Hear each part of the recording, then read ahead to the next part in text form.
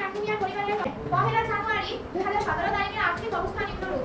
নগদ তহবিল 20,000 টাকা, বাড়িঘর 3,50,000 টাকা, তৈজসপত্র 25,000 টাকা, জিনিসপত্র আসবাবপত্র 50,000 টাকা এবং 12% ঋণ 60,000 টাকা। পরে শেষে তার পরিবারের প্রাপ্তি প্রদান হিসাবে নিম্নরূপ। প্রাপ্তি সমূহ ব্যালেন্স বিলি 20,000 টাকা, বেতন 1,80,000 টাকা, পুরাতন টেবিল বিক্রয়, কৃষি ফসল বিক্রয় 30,000, ফার্নিচার প্রদান সমূহ খাদ্য সামগ্রী ক্রয় 77,500 টাকা, গাড়ি মেরামত 8,000 টাকা, ফ্রিজ ক্রয় 28,000 টাকা, বিদ্যুৎ বিল 6,000 টাকা, চিকিৎসা খরচ 3,500 টাকা, বিপিএস জমা 48,000 টাকা, সাইকেল ক্রয় 12,000 টাকা, লেখাপড়ার খরচ 14,500 টাকা। এটা শুরু আছে 5,800, তারপর কত ব্যালেন্স সিডি 90,000 টাকা। জাতীয় ব্যয়গুলি না মূলধন টাকা কি কি আছে? কত টাকা? ফ্রিজ ক্রয় 28,000 টাকা, সাইকেল ক্রয় 8,000, সাইকেল কয়? 12,000, মোট হলো 40,000। এর নাম কি? মূলধন জাতীয় ব্যয়। তারপর কি আছে? ওই যে আয় ব্যয় বিবরণী প্রস্তুত করো। আয় ব্যয় বিবরণী। আয় ব্যয় বিবরণীর নিয়ম কি? আয় থেকে ব্যয়গুলো বিয়োগ যাবে। তাহলে আয়গুলো কি কি আছে? বেতন আছে কত? 1,80,000। 1,80,000। কৃষি ফসল থেকে বিক্রয় আছে কত? পুরাতন টেবিল বিক্রয় কি গেল না? হ্যাঁ? পুরাতন টেবিল বিক্রয়। পুরাতন টেবিল বিক্রয়। পুরাতন টেবিলটা কি ছিল? সম্পদ। সম্পদ ছিল। আমরা আয় ব্যয় বিবরণী করি কি? মুনাফা জাতীয় ব্যয়গুলো না মূলধন জাতীয় আয়গুলো? মুনাফা জাতীয়। মুনাফা জাতীয়। এখন সম্পত্তি বিক্রয় কি মুনাফা জাতীয় আয় না মূলধন জাতীয় আয়? এই জন্য আসে। আচ্ছা, তারপর পাবলিসি থেকে মুনাফা কত? মুনাফা কত? 75,000। যোগ করলে মোট আয় কত আসে? 2,85,000। ব্যয় আছে কি কি? প্রথমে ব্যয় আছে খাদ্য সামগ্রী ক্রয় কত টাকা? 7,500। সমন্বয় দেওয়া আছে কি আছে? 1,000।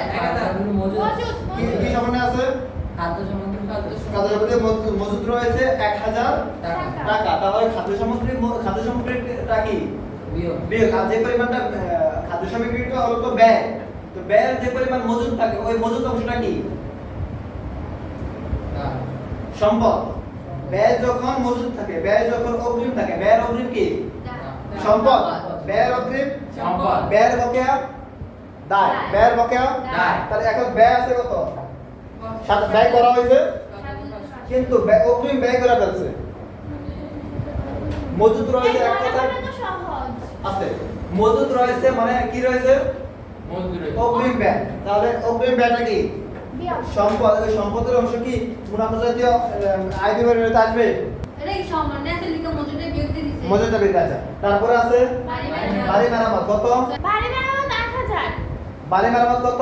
8,000। 8,000। তারপরে রয়েছে বিদ্যুৎ বিল কত? 6,000। বিদ্যুৎ বিলের সাথে সমন্বয় রয়েছে কয় মাসের বকেয়া? 2 মাসের। আমরা অঙ্ক করি কয় মাসের? 12 মাসের। বলছে বকেয়া আছে কয় মাসের? 2 মাসের। তাহলে দেওয়া হয়েছে কয় মাসের? 10 মাসের। 10 মাসের। দেওয়া আছে কত টাকা? 6,000। 6,000 টাকা। কয় মাসের বেতন? 10 কয় মাসের ভাড়া? 10 মাসের ভাড়া। তাহলে 6,000 টাকা আছে কয় মাসের? 10 মাসের। 10 মাস। কিভাবে বুঝলা? বকেয়া রয়েছে 2 মাসের, তাহলে দেওয়া হয়েছে কয় মাসের? আমাদের অঙ্ক তো 12 মাসের। জি স্যার। বকেয়া রয়েছে 2 2 মাসের। আর তাহলে দেওয়া আছে 10 10 মাসের। তাহলে 6,000 টাকা করে কত দিয়ে ভাগ দিছি? 10 দিয়া। 10 দিয়ে ভাগ দিলে কয় মাসের পাওয়া যায়? 1 মাসের। তাহলে 2 দিয়ে গুণ দিলে কয় মাসের আসে? 2 কত আসে? 1200। কত আসে? 1200 6,000 যোগ করলে 5,200। চিকিৎসা খরচ কত? 3,500। 3,500। লেখাপড়া 14,500। 14,500। কাপড় খরচ 16,700। 16,700। ঋণের সুদ। ঋণের সুদ আচ্ছা, ঋণের সুদ এখানে দেওয়া আছে কত? 5,850। প্রাপ্তি প্রদানে দেওয়া আছে কত? 5,800। কিন্তু বলছে ঋণ নিচ্ছে 60,000 টাকা, 12% সুদ। 60,000 টাকা ঋণের 12% সুদ কত আসে? 7,200। হ্যাঁ 7,200। তাহলে দিছে কত? 5,800। দিছে কত?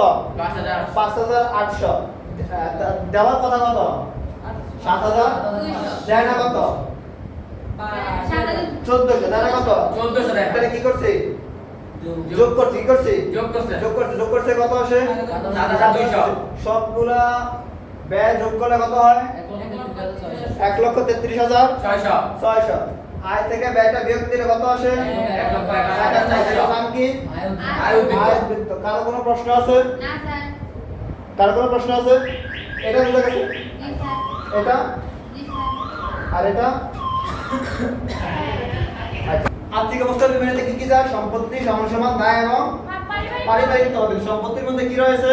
বাড়িঘর কত? 3,50,000 তৈজসপত্র 25,000 আসবাবপত্র আসবাবপত্রের ভিতরে বলা হয়েছে পুরাতন একটি টেবিল বিক্রয় কত টাকা? 5,000 টাকা। তাহলে আসবাবপত্র কি কমছে না বাড়ছে? বিক্রয় করে আসবাবপত্র কমে না বাড়ে? কমে না। তাই আসবাবপত্র থেকে বিয়োগ দিলাম 5,000 কত থাকে? 45,500। তারপরে বলছে 45,000 50,000 থেকে 5,000 বিয়োগ দিলে 45,000। তারপরে ফ্রিজ কয় কত টাকা? 28,000। তারপরে ডিপিএস এর জমা কত টাকা? 48,000। সাইকেল ক্রয় কত? হ্যাঁ 12,000। তারপরে খাদ্য সামগ্রী মজুদ সমন্বয়ের ভিতরে দেওয়া আছে খাদ্য সামগ্রী মজুদ। খাদ্য সামগ্রী হলো ব্যয়, ব্যয়ের মজুদ বা ব্যয়ের অগ্রিমটা কি হয়? সম্পদ। তাই খাদ্য সামগ্রী মজুদটা কি? সম্পদ। এই যে 1000।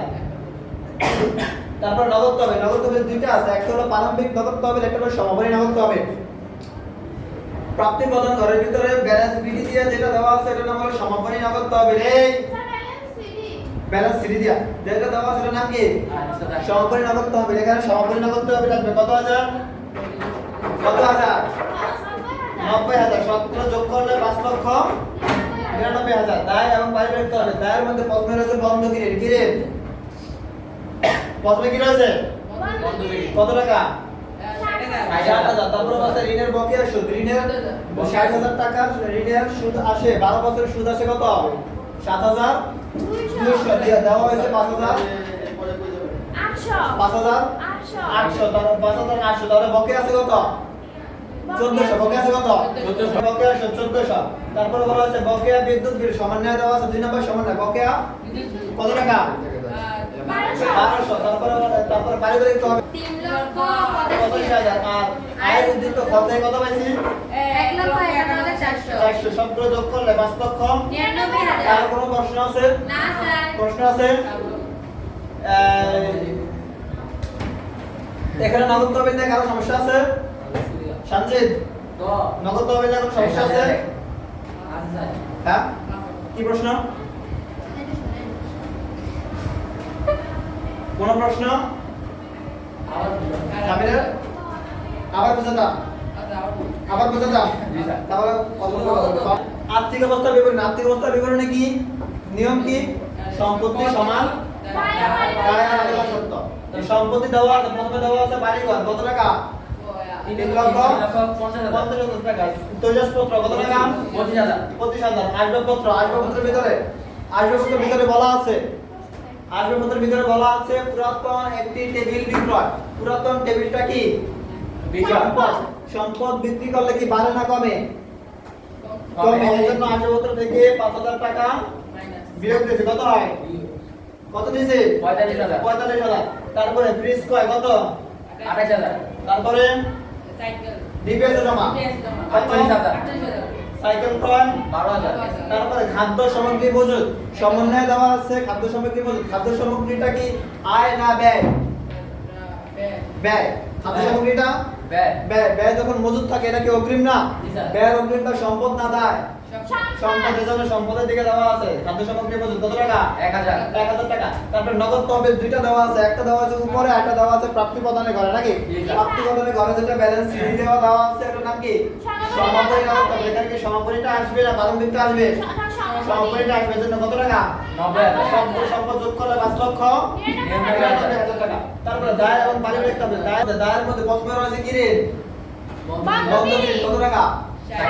60,000 টাকা। তারপরে ঋণের বকেয়া সুদ। ঋণের বন্ধকি ঋণ বলছে 12% সুদে বন্ধকি ঋণ। 60,000 টাকা 12% কত আসে? 7,200। দেওয়া হয়েছিল কত? 5,800। দেওয়া হয় না কত? 1400 টাকা কি দায়? কারণ কি? এই কারণ কি? ঋণের সুদটা কি আয় নাকি ব্যয়? ব্যয়। দেওয়া হয় না মানে কি?